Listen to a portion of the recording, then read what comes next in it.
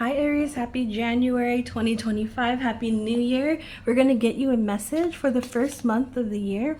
I'm going to start with a few oracle cards to set the theme of the month for you. We'll see how that's shaping up. Ooh, success, abundance, and curiosity. Interesting. So I'm starting with the message here that of course you're going to be marked with milestones, recognition, markers of success from 2024 that are paying off in abundance. You could be getting a bonus, you could be getting a raise, something like that, and it's shooting you off towards curiosity of what's next, what's possible in the year ahead for you. So there's very much an opportunity to lay the groundwork to enjoy and envision what's next. Let's get some tarot cards to start looking more closely into how that's going to pan out, and like maybe some hints as to where to look towards to where that's going to pan out in your life. As I'm speaking, I'm drawn to the stars that are falling across all three cards. And so it's like almost like a little trail of stars. You have protection, guidance, and magic all the way through every point of the year. I want to say every point of 2025 you have like this stardust following you.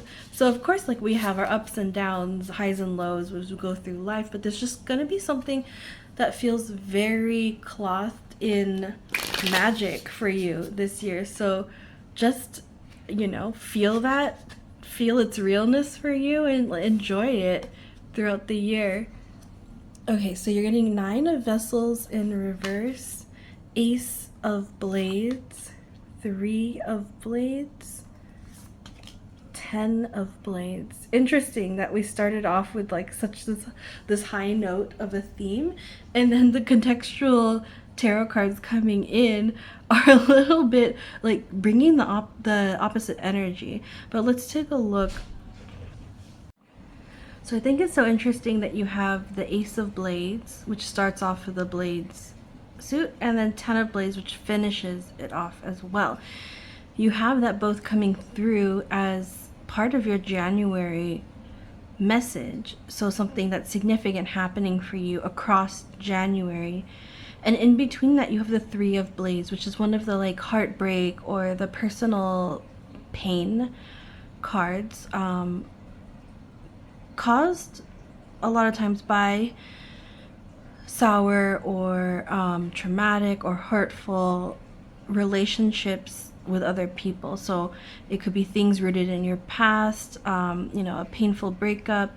It could be bullying during your childhood, harsh criticisms from trusted people in your life that you kind of carry with you, things like that that have scarred you and you carry with you. Something's really playing out in that area where the start and the end are kind of happening simultaneously. I think you get clarity on something that you're hitting rock bottom over.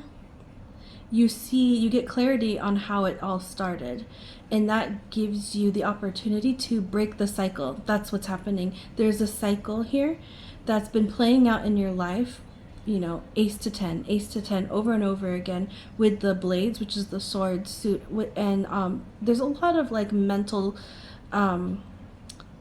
stamina, mental power, and understanding, growth and development involved in the Blades suit. So that's really coming in strong for you here. Some kind of psychological, mental, emotional pattern that you've been playing out through your life, I will say, is also part of like a karmic lesson, karmic cycle as well.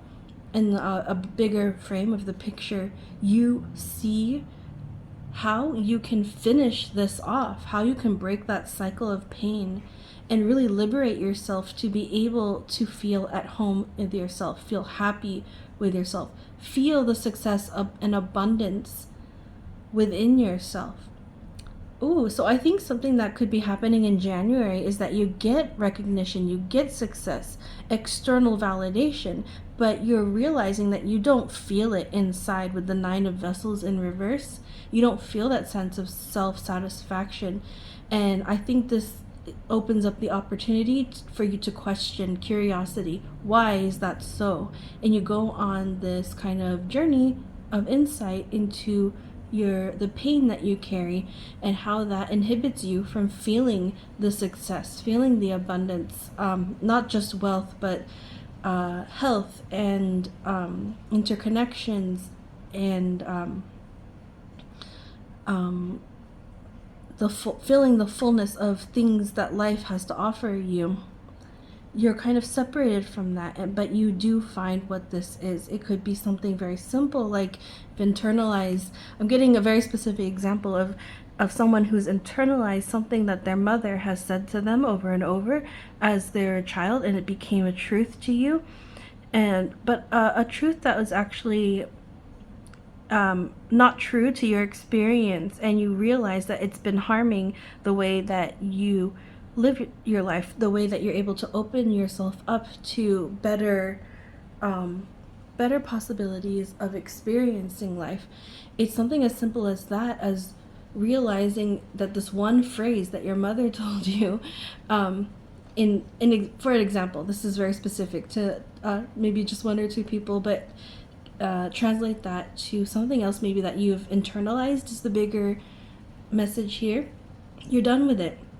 You're ready to let it go and to open yourself to feeling true success, feeling it, not just putting it on your CV and, getting the raise. You're going to feel the success, maybe for the first time in your life. Excuse me. So that brings us to your career message. I want to pull a card from my own deck for your career or studies. Wow, why does this keep coming up? I swear, every time I use this deck. So you are ready to try a change of scene. If that thing that you've internalized is that, like, oh, you're not strong enough to be independent, to go off on your own, this card is telling you for your career that you are. You might be starting your own business. You might be going off to college. Congratulations. In a different place from where you grew up. You might be starting a job overseas.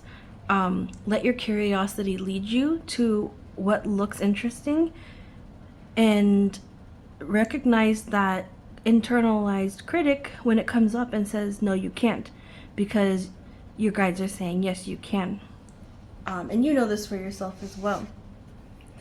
And there's going to be a lot of success and abundance in following your curiosity to this new area of your career.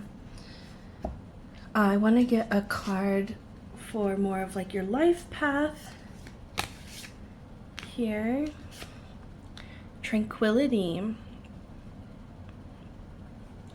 You are kind of flying in the direction of more stability, more tranquility. If you had some more recent experiences of chaos, or your life overall from childhood to now has felt unstable and chaotic, this is the time for you that you are able to build tranquility, stability for yourself in a very literal way. Quiet is going to do you a lot of good in January. Just filling up your day with spaces, pockets of space to just enjoy stillness and quiet.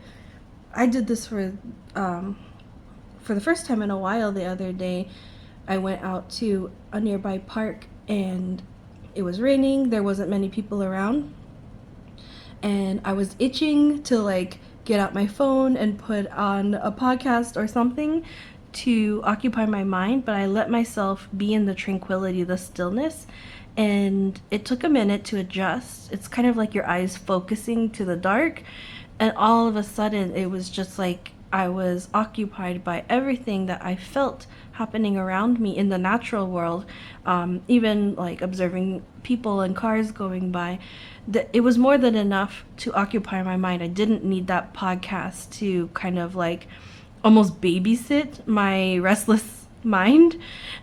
So if you give yourself time to adjust to the tranquility, to the stillness, the silence, you will discover that this has been your home all along, and it's been right there waiting for you to access it. And that's kind of fun. And then I'm going to follow up with following on that message of like your life path. Again, it says, when it feels right, do it. Cool. Number 32. And this is landing with the curiosity. Your guides are really asking you to rely on your gut feelings and your ability to act on your gut feelings. So you're just going to know when you find the right change of seat, you find the right job or the right program. You're going to know when it feels right, and they're telling you to go for it, to take action when you have that feeling. You're very good at identifying that feeling, and they're letting you know it's the right timing when you do feel it to go for it, and it's going to start off your year in a great way. Number 21, pink lion, protecting little you. Interesting. So your inner child and your childhood experiences did come up earlier in the reading. And so this is confirming to me that there is something to acknowledge and to let surface and to heal, to do with your childhood and scars that you carry from your childhood. It came up here with the 3 of Blades, right? So something that maybe, if not like a parent, maybe a teacher or even a friend or a group of peers said when you were younger, made you feel ostracized or not enough or not right. There's something to be healed there so that you can fully step back from the pain, let that go, so that you can see for yourself how successful you are. You can validate yourself for how right you are, I want to say, in the world. Sounds strange, but those are the words that came to me, how right you are in the world. And so that is your January, and I'm wishing you the best month and start of 2025 with that.